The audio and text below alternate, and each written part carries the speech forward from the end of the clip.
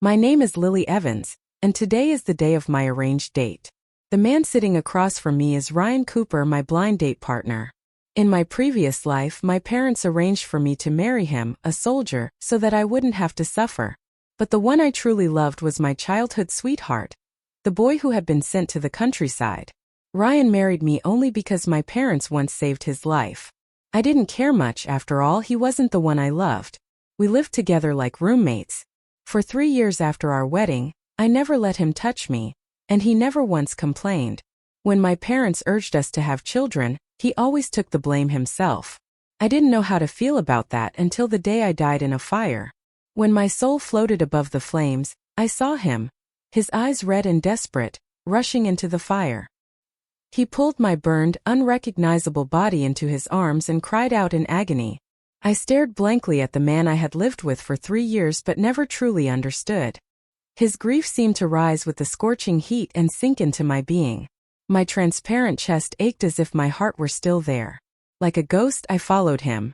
For 10 years I watched him take revenge for me, one enemy at a time. On the day he avenged the last one, he sat in front of my gravestone, drunk out of his mind. His tears fell one by one onto the cold marble, and his lips moved silently. When I leaned closer, I heard him whispering my name, Lily. Lily. Lily. In the years that followed, I watched him care for my parents as if they were his own. When they tried to persuade him to remarry, he just waved his hand without a word. I knew why. Every night, I heard him crying softly in the dark, calling my name over and over again. Lily, Lily, Lily. I watched as the years took his youth away. Before he turned 50, his hair had turned completely white. He kept training soldiers and going on missions, earning medals of honor, yet he never smiled again. One day when he passed by a fire, he rushed inside to save a little girl. He succeeded but lost his own life in the process. I watched as my parents buried him beside me, crying so hard they could barely breathe. My father said through his tears, "Ryan, when you came to us and said you wanted to marry Lily, I tried to talk you out of it. You didn't say a word, but I knew your love for her was as deep as ours. That foolish girl just didn't have the blessing to return it. I hope that in your next life you'll get what you deserve." It turned out he had been the one who asked to marry me. It turned out he had loved me deeply, long before I ever knew. My hand passed through my transparent face and I felt something wet on it. The wind carried a faint sigh. I thought I would see Ryan again as a ghost. But when I opened my eyes, there he was alive, standing right in front of me. He froze, staring at me. I was afraid that if the wind blew, he would disappear. "If you don't want to marry me, then don't," Ryan said awkwardly after a moment, his voice carrying a trace of disappointment. Only then did I realize my face was covered in tears. I rushed forward and threw my arms around him. "I'll marry you," I cried. "I want to marry you."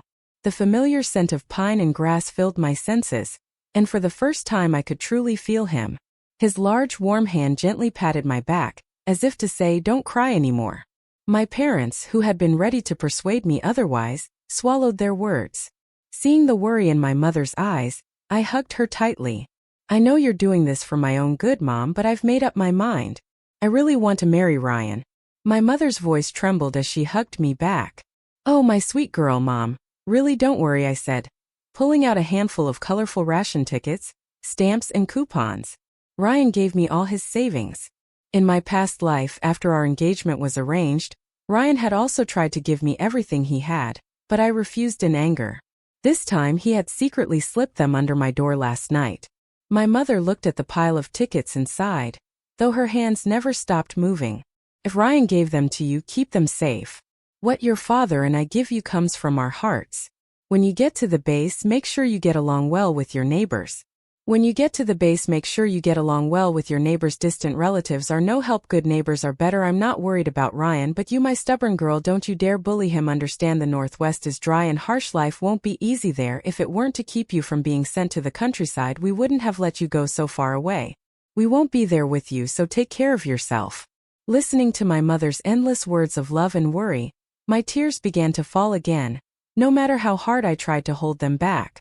In my previous life, I had locked myself in my room and written letters to Jason, saying I would wait for him, completely ignoring how my parents felt. Now that I think about it, I truly deserved whatever came to me. White steam billowed from the train as it chugged into the sky. Watching my parents waving from outside the window, I tightly held Ryan Cooper's hand. Mom, Dad, we'll be fine this time. We'll both live well. The train was packed with people, and since it was winter, the air inside was hot and heavy with the smell of sweat. I leaned against the small table, feeling weak all over. Lily, I have some oranges. Do you want one? Ryan's voice came softly to my ear, a little nervous. Sure, I said, lifting my head and forcing a small smile at him. I knew he felt guilty for not managing to get us a sleeper ticket. But back then he was just a squad leader, a small position. The fact that I was even allowed to follow him here had already taken him quite a bit of effort and favors from his comrades. As the scenery outside the window grew more and more familiar, I knew we were almost at the Northwestern Military District. 2 days and 1 night on the train had left me sore everywhere. Ryan carried all our luggage himself, and when we got off the train I took his arm. I could feel his body stiffen for a moment, so I held on to him even tighter. The Northwest winter was dry and bitterly cold, carrying the scent of dust and yellow earth. Yet I couldn't help but take a deep breath. Feels so good. Breathing fresh air again feels so good. Sergeant! Sergeant! A young soldier in uniform stood by the gate, waving energetically at us. Is this your wife? Ma'am. Hello. You're really beautiful. His face was red from the cold, but his smile was warm and genuine. In my previous life, I had shut myself off from everyone here, refusing to interact, keeping my distance from all of Ryan's comrades. Because of me, Ryan had been criticized by the political officer several times for failing to maintain proper family relations. This time I stood straight and saluted the young soldier. Hello, I'm Lily Evans, Ryan Cooper's wife. Thank you for coming to pick us up. I gave him a sweet smile. The young soldier, beaming even brighter, hurried to open the car door for me, not noticing that Ryan's eyes had turned red when he heard me call myself his wife. The car rumbled along the bumpy road while Ryan quietly pointed out the scenery and landmarks to me. After we arrived at the housing compound, he helped me settle in, unpacked all the luggage, and made sure everything was in order. Then he changed into his uniform and rushed out again, telling me to lock the door and wait for him to come back to cook dinner. I looked around the house, the same one I had lived in for over 3 years in my previous life, and felt a pang of emotion. Back then, I had insisted on sleeping in a separate room from him until the day I died. Seeing him now lay out 2 beds so carefully, I knew he still didn't quite believe that I truly wanted to be his wife this time. Rolling up my sleeves, I moved everything from the other bed onto the main one and clapped my hands in satisfaction. Of course, I didn't really wait for him to come home before starting dinner. I tried to do things the way he used to, fumbling as I lit the fire in the kitchen stove. Looking through the cupboards, I found nothing but a few wilted cabbages in the basket. So I went back to the bedroom, took out the 2 boxes of sesame candy my mother had stuffed into my bag, and went next door to knock on the neighbor's door. A middle-aged woman in a linen-style jacket and a red scarf opened it. Hello, ma'am, I said politely. I'm Lily Evans, Ryan Cooper's wife. We just moved in next door. Oh, you're Ryan's wife, she said with a warm smile. You're such a lovely girl. Come in, it's warm inside. This was Mrs. Wong, our neighbor. In my previous life, I had stayed cooped up in the house for nearly a year before I finally started socializing, and she was the first person I met. She was a kind woman who told me about life in the family housing area, and often advised me to treat Ryan well, and live peacefully with him. But back then I hadn't listened. I always acted cold and distant, keeping everyone at arm's length. Eventually she stopped coming by altogether. Keeping everyone at arm's length. Eventually she stopped coming by altogether. Ryan told me before he left that I should keep an eye on you, Mrs. Wong said cheerfully. I didn't expect you two to come back so soon. He didn't even tell me you were arriving. Maybe something urgent came up at the base, and he didn't have time to mention it, I said with a polite smile. So in my past life, even Mrs. Wong's kindness toward me had been arranged by Ryan. This man. I wanted to ask, I continued a little sheepishly, is there a small store nearby? We don't have any oil, salt, or seasoning at home, so I can't really cook anything. To be honest, I had no idea where the nearest store was. In my last life, Ryan had handled all those things. Whenever we needed something, he would have one of the logistics soldiers buy it for us. Buy? What for? Mrs. Wong laughed heartily, waving her hand. Mrs. Wong waved her hand cheerfully. Just use what's in my house for now. Tomorrow's market day anyway. We'll go into town together then. Without waiting for me to refuse, she stuffed my arms full of little jars and bottles, soy sauce, oil, salt, and vinegar. When she saw I was struggling to hold everything, she called to her chubby little son to help carry the 2 boxes of sesame candy back to my place. The sesame candy I had tried to give her, and she'd politely refused. I secretly left it on one of her chairs before leaving. When I got home, I dug out a few pieces of puffed rice candy and handed them to the little boy who had followed me. "What's your name?" I asked. "I'm Danny," he said, sniffling as he peeked shyly at the candy in his hands. I couldn't help smiling. "You're adorable. Go on home now. Come play with me again tomorrow, okay?" I ruffled his round little head, thinking that if Ryan and I ever had a child, they might look even cuter than him. I was still staring at the pot, unsure if the cabbage was fully cooked, when Ryan came home. Seeing me sitting by the stove, he rushed over and grabbed the spatula from my hand. "Lily, I told you to wait for me to do it. Are you hungry? I'm sorry I came back so late." I couldn't help laughing. "You're as cute as little Danny next door." Through the haze of steam, his face flushed bright red. He's really too easy to embarrass, I thought. He looked at the 2 bowls of simple cabbage and egg noodles on the table and seemed to blame himself again. "Lily, I'm sorry. I didn't have time to ask Mrs. Wong to buy groceries. Let's make do with this for tonight. I'll get everything we need tomorrow. Please don't be upset." "It's fine," I said, smiling. "Just having noodles is already a luxury. Back home I only ate coarse grain porridge. Besides, you cook really well. These noodles smell amazing. No wonder my mom wanted me to marry you." The moment the words left my mouth, his expression darkened, and I realized I'd said the wrong thing. I quickly added, "But it's not just her idea. I want to marry you too. You're handsome and you can do everything. Who wouldn't like that?"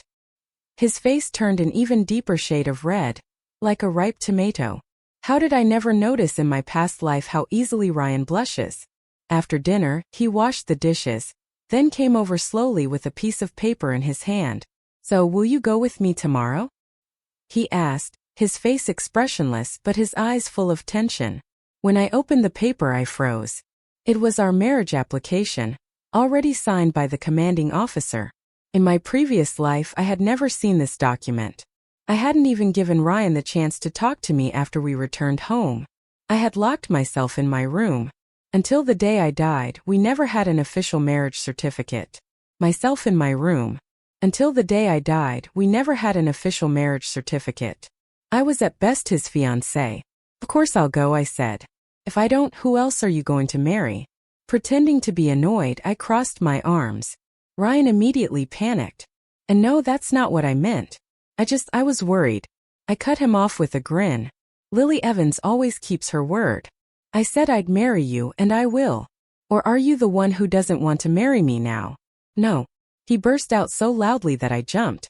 "Good," I said lightly. "Then get some rest. We have a big day tomorrow." But that night, I still didn't get to feel the soldier's strong arms around me, because Ryan, ever the old-fashioned man, insisted that we couldn't sleep in the same bed without the certificate.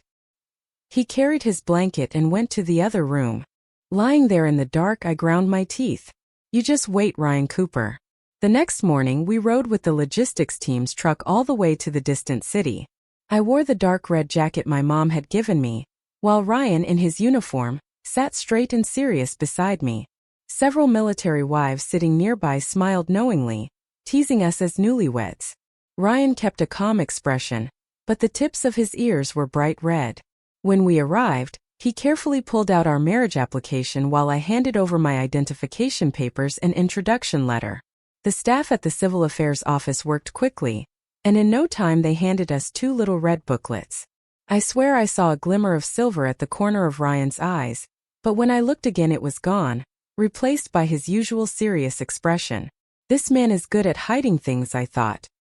He tucked the little red marriage certificate carefully into the pocket of his uniform, as if it were some priceless treasure. At my insistence, we stopped by a photo studio afterward to take a couple's portrait. In the black and white photograph, I was smiling like a flower in full bloom. Ryan smiled softly, and we agreed to pick up our photo at the end of the month so we could send a copy to my parents. Later, under Mrs. Wang's guidance, we bought a lot of things for the house, big and small.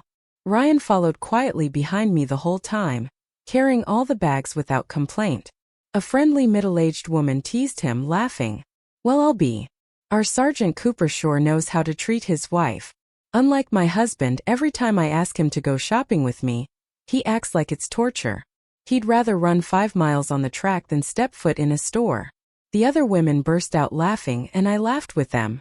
Seeing the tips of Ryan's ears turn red, I reached out discreetly and slipped my hand into his. He immediately tightened his grip on mine, and just like that, we walked hand in hand the whole way back under everyone's amused gazes. That night, I finally realized that all of his calm composure during the day had just been an act. After lights out, the air was thick with heat and the sound of his voice, low and trembling, calling my name over and over. "Lily, Lily." Each time he called, I answered him softly. At some point, tears began to soak my pillow. From behind, Ryan wrapped his arms tightly around me, whispering words so gentle they almost melted into the air. I could faintly hear him say, "I finally have you, Lily." And hadn't I been waiting for this too? For decades as a ghost, I had longed just to touch him, to wipe away the tears that fell from his eyes in the dark, but my hands had always passed right through his face. Now at last I lay in his arms, the arms of the man who loved me most. We had both finally gotten what we wished for. 3 years passed, long enough for me to give birth to a pair of twins, a boy and a girl, yet short enough that the revolution ended and the college entrance exams were reinstated. Because staying home all day was too dull, I took a job teaching literature at the elementary school in the military district. Except for the year I gave birth, I spent most of my time teaching and helping with education programs. Through that, I got to know many officers' families, which perhaps helped Ryan's career as well. This time around, his promotions came smoothly. He was already a battalion commander. Of course, he worked hard, earning several second-class merits along the way. When I heard the news that the college entrance exams were being restored, I felt a strange sense of déjà vu. In my previous life, it was not long after that announcement that I died. Because of Jason, my childhood sweetheart. He had returned from the countryside with a girl named Wendy Wong, who he said had once saved his life.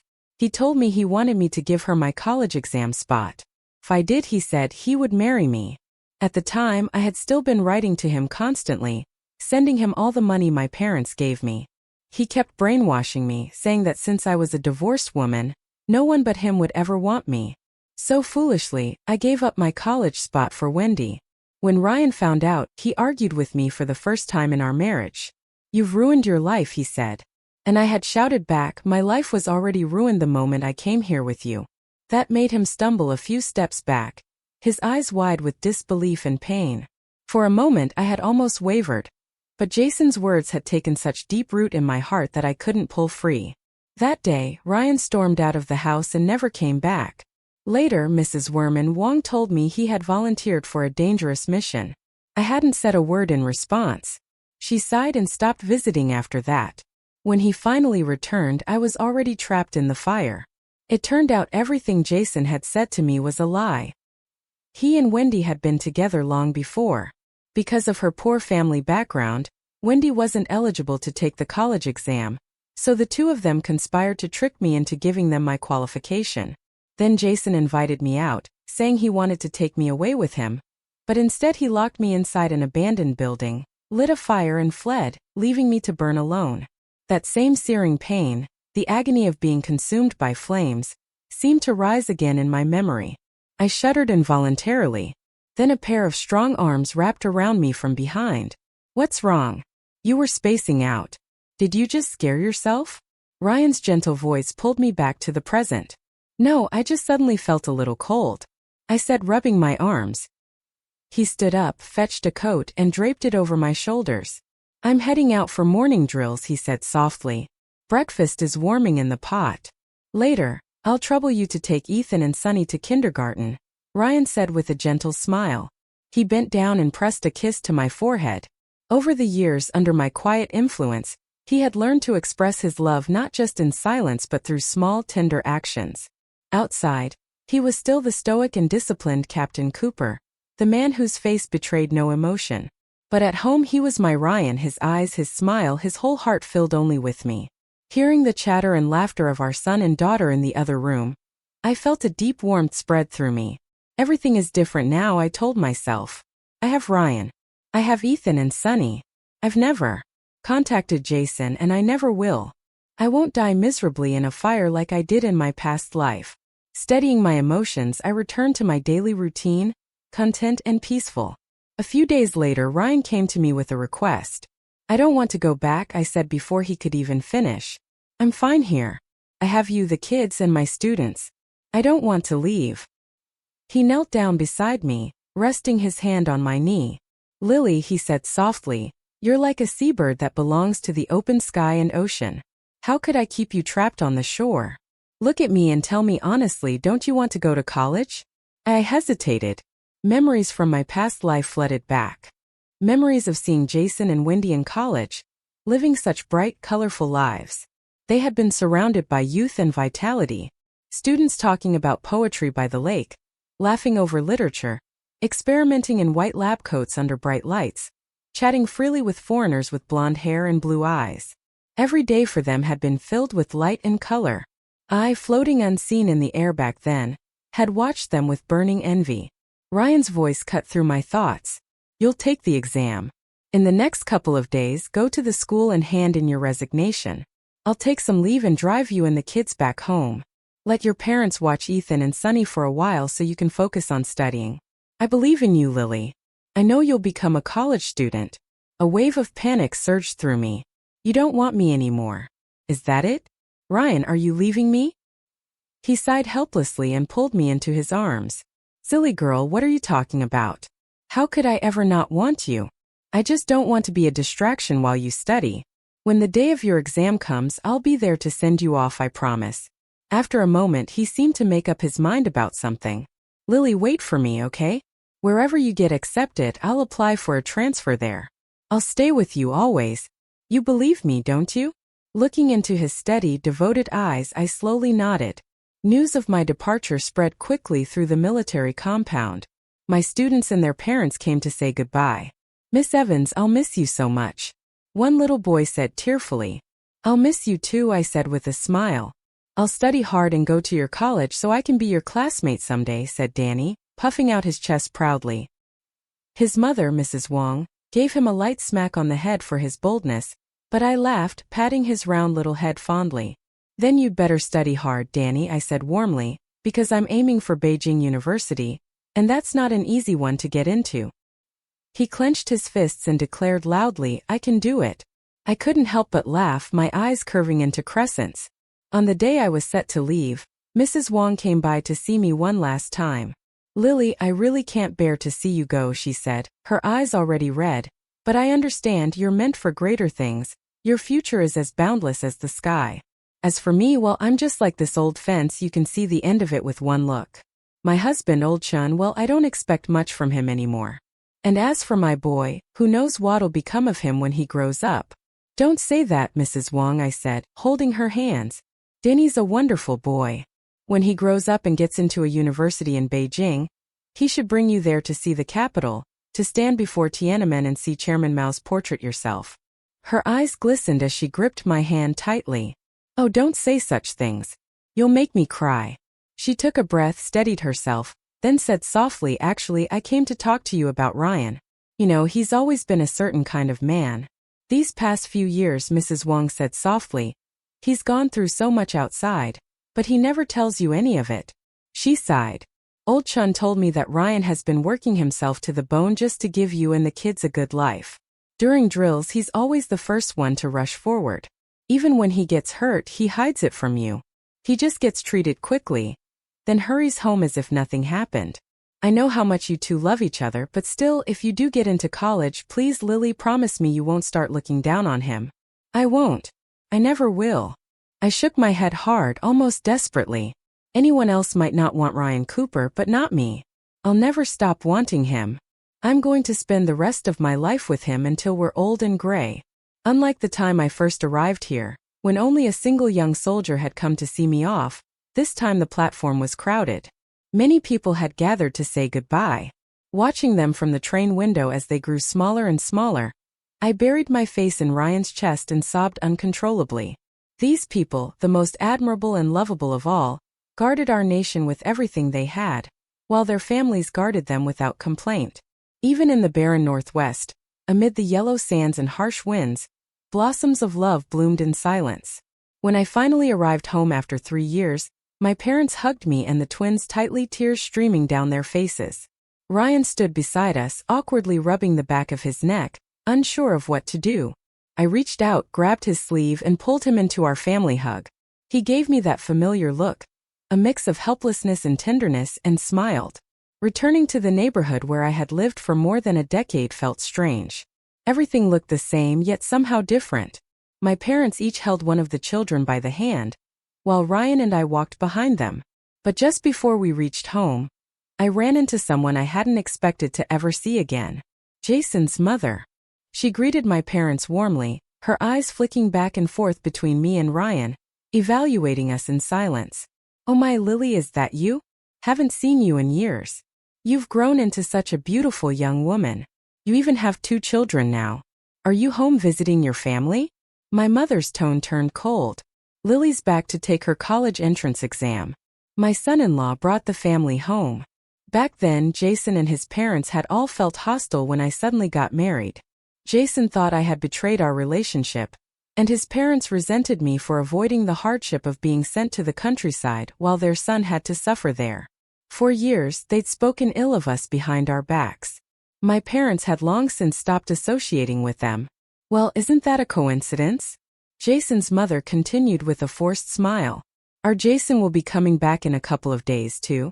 But honestly, what's the point of studying after you've had children?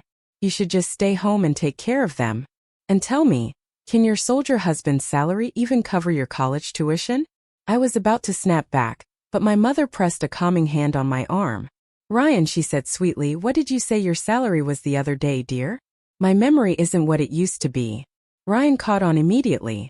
"Not much," he said in his calm, steady voice. "A little over 100 yuan a month, plus ration tickets and postage coupons. It's not a fortune, but it's enough to keep a family of 6 well-fed." I nearly burst out laughing. Watching the two of them act in perfect sync made Jason's mother's face go pale with anger. I couldn't help the smirk that crept across my lips. "Hans, being a soldier isn't anything special," she snapped. "Just wait till my son comes back and goes to college. He'll be making several hundred yuan a month." She turned on her heel to leave, but just then, a filthy rag dropped from somewhere above and landed squarely on her shoulder. She froze, then bent down, clutching her back, and began shouting curses up toward the apartment building. No one answered her. After a while, she left in embarrassment, muttering under her breath. The moment I stepped back inside, I couldn't hold it in any longer. I burst out laughing so hard my sides hurt. My parents and Ryan exchanged helpless smiles and shook their heads, while little Ethan and Sunny whispered to each other, "Mom's gone crazy again." Still giggling, I realized something. Jason was coming back in just a few days. Thankfully, Ryan had taken a full week off to stay with us. As long as he was here, I wasn't afraid of anything. But I didn't expect to see Jason the very next evening. The last image I had of him in my previous life was the moment he threw down the torch and ran as the fire consumed everything around me. This time, the first thing I saw was him standing at our gate, blocking my path as I held Ethan's and Sunny's hands. His expression was dark and hateful. "I need to talk to you," he said. Keeping my voice steady, I told the kids to go inside first. Then I walked with him to the center of the courtyard. "Let's see what you can possibly do in broad daylight, right in front of my house," I thought. But I had underestimated just how disgusting this man could be. Or perhaps I had never truly known him at all. The first words out of his mouth were a demand. He wanted me to give up my college entrance exam spot to the same girl he had brought back from the countryside, Wendy Wong, as compensation for betraying him. I actually laughed out loud. "Betray you? What kind of nonsense is that? You think I owe you something? Please. Who do you think you are, the Communist Party itself?" My voice sharpened as anger surged through me. "You've got some nerve. You want my college spot? Why don't you go ask the university president to give up his seat for you instead? You're unbelievable." I glared at him, my hands clenched at my sides. You're nothing but a toad pretending to be a prince. Ugly and shameless, I snapped, glaring at him. Did planting rice seedlings in the countryside rot your brain too? Jason's face twisted with disbelief. Lily Evans, what happened to you? You look and talk like some shrew now. My mother was right. You married some uneducated brute. And now you've turned into a low-class farm woman yourself. You watch your mouth, I shouted. You're insulting a soldier. You believe I won't report you? He dared to insult my Ryan. My blood boiled. Listen to me carefully, I said, pointing a finger at him. You're not even worth a single hair on my husband's head. Ryan Cooper is a man who stands tall, someone who protects his family and his country. And you, what do you even have to show for yourself? I spat at the ground near his feet. If I ever hear you badmouth my husband again, I swear you'll regret it. Then I shoved him hard and turned to run inside, my hands trembling behind my back. No matter how much I tried to act strong, the fear from my past life still lingered. After all, it had been his hands that condemned me to the fire. That terror was something I could never fully shake. But the moment I stepped through the door, I froze. Ryan was standing there, watching me with a gentle smile. So that's how I look in your heart, he said quietly. You heard everything? I asked, my stomach tightening. I have nothing to do with Jason. We just grew up in the same neighborhood. That's all. My voice wavered with guilt and unease. Ryan stepped closer, bent his head, and brushed his lips softly against mine before pulling me into his arms. I know, he murmured. I heard everything you said. Don't worry, Lily. I'll never let him hurt you again. What did you say? I asked, lifting my head from his chest. He smiled faintly. Nothing. I said, don't worry, just focus on your studies. For the next few days, I prepared myself for whatever Jason might try next.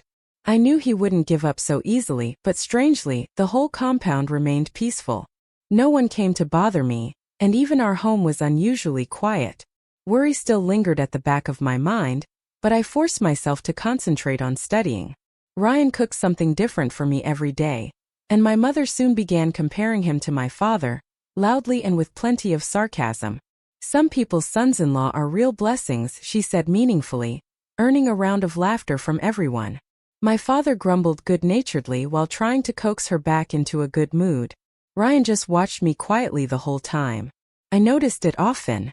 Whenever I grew tired from studying and looked up, he'd be sitting across from me in the rocking chair, watching me eat.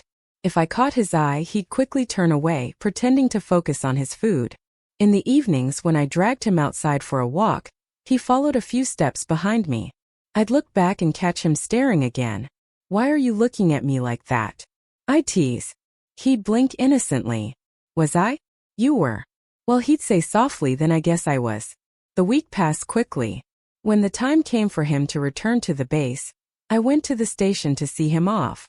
For the first time in public, Ryan wrapped his arms around me tightly, and for the first time, I felt his cold tears soak into my neck. He didn't say a word, but I could feel the pain in his silence. Ryan, I whispered, you promised me you'd come back to see me off on exam day. You have to keep your word, okay? Otherwise. I smiled playfully. Otherwise, I won't like you anymore. He nodded hard, his face buried in my shoulder. The conductor's voice rang out, urging passengers to board. Ryan hugged me one last time. Tight, so tight it felt like he was trying to merge me into his very being. Then without looking back, he got on the train. I knew he didn't want me to see him cry. Silly man, I thought. I've seen you cry countless times before. But if this was how he wanted it, I would let him have that dignity. The days of studying that followed were tense and monotonous. I threw myself into my books and almost forgot about Jason entirely. Until one evening, my mother came home from work, eyes gleaming with excitement. Monotonous. I threw myself into my books and almost forgot about Jason entirely. Until one evening, my mother came home from work, eyes gleaming with excitement. Lily, guess what? She said, lowering her voice like she was sharing gossip. Jason's family got reported. That woke me right up. Reported? I asked. She said, looking smug. Someone anonymously reported his father for smuggling steel from the factory. He got caught red-handed by the security team and was taken away. They spent a fortune trying to get him out, but it didn't work. Too much evidence. So now the entire Lee family's reputation is ruined. Jason's mother, who used to look down on that girl Wendy Wong, had no choice but to agree to their marriage. Apparently, a few days ago, they went to Wendy's hometown to arrange the wedding. Her family's background is bad. They were once labeled landlords, but they still have money. When Jason's mom saw their gold bars and silver ingots, her eyes practically popped out of her head. I don't know what kind of deal they made, but Wendy's pregnant now. They're not even talking about the college exam spot anymore. She's just staying home, waiting for Jason to get into college and take her away with him. I listened quietly, a wave of complicated emotions washing over me. In my past life, I hadn't interacted much with Wendy, so I never knew whether she had a hand in setting that fire. But now, thinking about everything that had changed, I couldn't help feeling a faint, bittersweet sense of relief and closure. But not long after they entered college, Jason and Wendy broke up. After Jason's death, she went abroad, and I never paid attention to her again. My feelings toward Jason were complicated. After all, everything Wendy had done, the manipulation, the cruelty, had been for him. Still, seeing the Lee family fall from grace filled me with a strange satisfaction. It gave me new energy even for studying. In the winter of 1977, the long-awaited college entrance exam finally arrived. The night before my exam, Ryan came all the way to my house. His hair had turned noticeably silver, and I couldn't help but laugh.